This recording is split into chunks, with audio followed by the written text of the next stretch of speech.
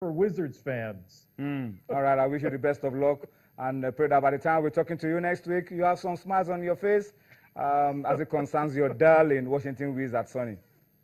Thank you, Toyin. It's always great to be on Sports Tonight, and very good evening to all our Sports Tonight viewers. Yeah, that's our good friend Sonny Young speaking to us around FIFA elections, and of course talking to us about the NBA. Well, Austin, Sonny has said quite a lot. I just feel for him. Washington Wizards are really struggling. Yeah, the Wizards, I can't really place what's really going on with the Washington Wizards. But as we said, Sonny Young needs to do something about it. Last season, they were a bit impressive, made it to the playoff. And then this season, nobody can understand what's really going on with the Washington Wizards. But that's sports for you, you know. And you go up, you come down. Maybe when we least expect the Washington Wizards will come back again, but these are not good times for them. For me, I mean, Warriors, 51 victories, 5 losses, stuff of champions. Absolutely. And the amazing thing is the greatest team to have done a solid run like this, or the best run so far in the NBA, was 50 wins, 6 losses by the Chicago Bulls of '96, who ended up the Michael Jordan inspired winning Chicago 72 Bulls. games. So now pundits are asking, are they going to be able to beat that record and win 73 games? It's looking likely, with the way Steph Curry shooting, Klay Thompson is coming up, you know, and Green too is doing his thing. 42 points in that victory, yes, that's huge. But it's going to be tough for them, a tough act for them to follow, because when you look at the kind of synergy that team had, you still want to say that it's probably one of the greatest teams, you know, that came to win a championship. But never say never with this team, because they completely always surprise you with every game. Even when they lose, it's a surprise. So much more when they win too. The way they win too is always surprising. So I won't take anything away from this guy. It's possible. Just 5 losses at this point, and if they can keep their head together, stay away from injuries, they may just equal the record. Maybe not go get to 73. You know, eventually, you know, with creating a new record, but at least 72 wins at the end of the season, regular season, I mean, it's possible for these Golden State Warriors, and if possible, repeating. But they will need to beat the likes of the San Antonio Spurs in that Western Conference, who I think are really looking really good, you know, as a championship team. But the NBA is a very long season from now, so a lot of things are going to happen. Be rest assured about that, and don't be surprised. So the Washington Wizards may just pick their act up, sneak into 8th or 7th position, and then before you know it, anything become the surprise team of the playoffs. All right. Okay, let's pause a little bit on the basketball there. Femi, we'll still come back to you later on to talk about the Youth Alive League and to talk about Lawal's planned early return from injury and a whole lot of other issues around basketball. Let's get back to the issues of FIFA elections. I told you that the program tonight will be majorly around the elections taking place tomorrow, the FIFA presidential elections. Let's take you back to Zurich now, allow you to listen to key statements by some of these candidates ahead of tomorrow's elections. By the time we're back, we will try to hook you up with Zurich, find out exactly what the mood is like and how these elections will go tomorrow. Very closely, and as well in a very calm way. You can't take the decision from the first day and think that you know everything. You have to talk to the executive people, you know, the senior administration and the medium, let's say, level staff over there, to understand exactly what their views about what's really going on. And then, you know, you take the decision on what's best and interest of the whole, you know, organization. I think it's now or never. Now is the opportunity. Now we have to take this opportunity. Now we have to take the turn. We have to make a better FIFA. We have to work for football all together in a united way, in a positive way. And this is the right moment to do that. There are so many good people in FIFA, but many feel fear, and often with good reason. Let me tell you what happens when you don't go with the recognized powers in FIFA. Development projects mysteriously stall. Tournament hosting bids are suddenly compromised or withdrawn. National teams start to mysteriously face less favorable fixtures and even referees. All of these are effective ways to punish member associations that fail to demonstrate political loyalty.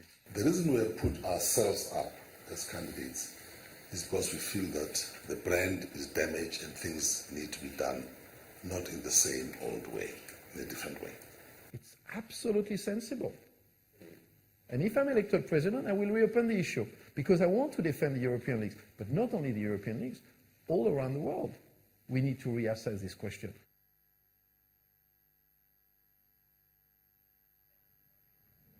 All right, thank you for staying with us. Key statements from some of the candidates. And Austin, I was going to come to you because there's a tweet here talking about from Francis Peter asking that I wish Segun Odegbami was contesting tomorrow. I feel bad. My consolation is that football is always the winner. I'm going to come to you to talk about how Nigeria was almost getting involved and how eventually are not getting involved. But let's go to Zurich very quickly. I'm being joined, of course, from Zurich via Skype by international football journalist, football expert, Tunde Adelakun. Tunde is very vast with his knowledge of African football and football politics worldwide. And he's there in Zurich covering the election. So let's quickly hook up with him and find out from him what exactly will be happening tomorrow. Tunde, thank you so much for joining us on Sports Tonight. I think I should start on a very personal note. I want to commiserate with you on the loss of your dad just about a week ago and pray that God gives you the strength to bear that loss. But what's going on? What's the mood like right now in Zurich, Tunde? Well, I mean, as you'd expect, there's election fever going on. This is the evening before the night that will be, or before the morning that it will be, and everybody is excited. Everybody is looking forward to what's going to happen, not only because of the election, but because of the scandal that has riddled FIFA over the last few months, and the fact that people see tomorrow's election as closure. Closure so that we can now move on to the next level of how to re-establish and reinvigorate the name of FIFA and the name of football that has been tarnished for so long. Yeah, today before now, Prince Ali wanted his elections postponed. He lost out at the Court of Arbitration for Sports, and a few people are still thinking that something could still happen between now and election time tomorrow that could cause a shift. You are right there in Zurich. What are you feeling? Any heat? Are you sensing that anything could happen to make that not happen tomorrow, the elections? Well, listen, there's no longer anything certain in the football world that we live in now. When in May of last year, what happened when it happened, nobody expected it. Nobody thought that kind of stuff will happen, where people go to where the FBI from America would invade the hotel of FIFA officials and pick people up and lock them up and disrupt things. So I think that there's always a possibility that anything could happen, but I don't think that it would happen this time. I think people are pretty confident that we have done things to a point where everybody is in agreement that we need to do elections, we need to replace Blatter, we need to make a new start to football. And the whole of today, what happened was confederations, UEFA, AFC, CAF, they had mini congresses at various times of the day today, where they all unilaterally resolved and unanimously resolved that we are going for the elections tomorrow and we are going to put closure on this matter so that we can now move on to the next level. Let's talk about the elections proper now. Tunde, you are very knowledgeable about the politics of FIFA. Let's start with the politics tomorrow, the 5 candidates. Who are you putting smart money on to become the new president of FIFA?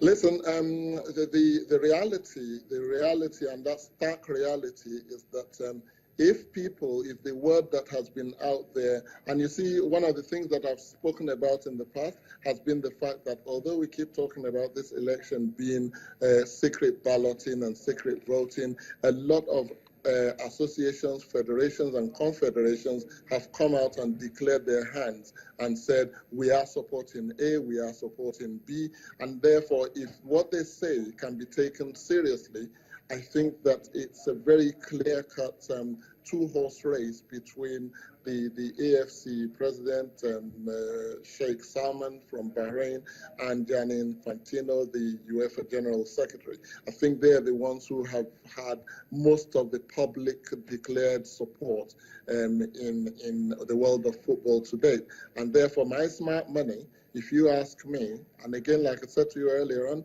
anything can still happen because this is football, this is the football world, and I think the politics of football has been taken from the game itself. The game of